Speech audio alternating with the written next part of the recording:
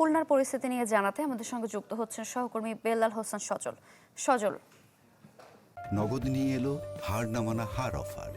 সর্বনিম্ন 10,000 টাকা রেমিটেন্স নগদে পাঠালে থাকছে স্বর্ণের হার জেতার সুযোগ।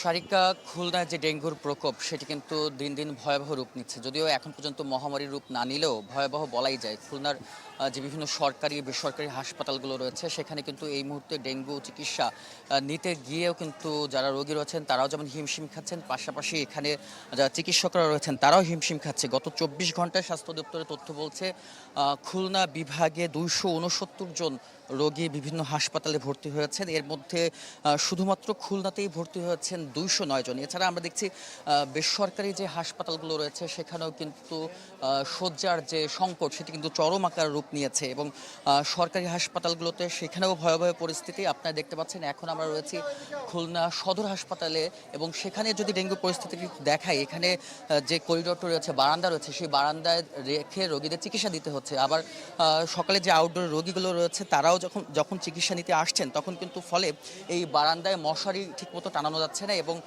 যেই রোগীরা চিকিৎসা নিচ্ছেন বারান্দায় যে ফ্যানের ব্যবস্থা সেটিও নেই। একদিকে গরম, অন্যদিকে বাড়তি যে রোগীর চাপ, সেই রোগীর চাপ সামাল দিতে এখানে ব্যাপক আকারে যে ভিড় সেটি কিন্তু আমরা লক্ষ্য করছি। এই একই চিত্র কিন্তু খুলনা মেডিকেল কলেজ হাসপাতালেও রয়েছে। তাছাড়া স্বজন এবং রোগীদের যেই ধরনের দুর্ভোগ পোহাতে হচ্ছে, বিশেষ করে যে রক্তের প্লাটিলেট সেটি যখন কমে যাচ্ছে সেক্ষেত্রে কিন্তু ডোনার পেতে যেমন সংকট পোহাতে হচ্ছে, পাশাপাশি সেই প্লাটিলেট সংগ্রহ করতে গিয়ে কিন্তু যে টাকা বেসরকারি হাসপাতালগুলোতে সেখানে কিন্তু চড়া মূল্যে তাদের কিন্তু প্লাটিলেট সংগ্রহ করতে হচ্ছে। পাশাপাশি যেটি আমরা দেখছি যে ডেঙ্গু টেস্ট, সেই টেস্ট করতে গিয়েও কিন্তু চরম দুর্ভোগ পোহাতে হচ্ছে এখানে যারা আসছেন রোগীরা। সব মিলিয়ে এখন পর্যন্ত প্রায় 5,000-এরও অধিক রোগী কিন্তু খুলনা বিভাগে ডেঙ্গু আক্রান্ত হাসপাতালগুলো ভর্তি হচ্ছে। তার চেয়ে সবচেয়ে চরম ঝুঁকিতে রয়েছে কিন্তু খুলনা জেলা। তো সারিকা, এই ছিল আমার কাছে ডেঙ্গুর সবশেষ পরিস্থিতি খুলনা থেকে। সজল, ধন্যবাদ আপনাকে।